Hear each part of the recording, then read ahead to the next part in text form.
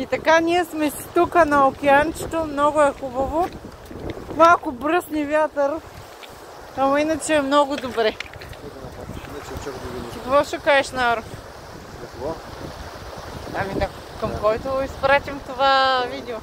Добре. Хубаво е, нали? Много е приятно. Много релаксиращо.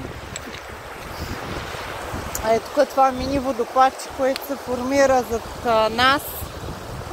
Много интересно беше и много хубав звук издава. Пълен релакс.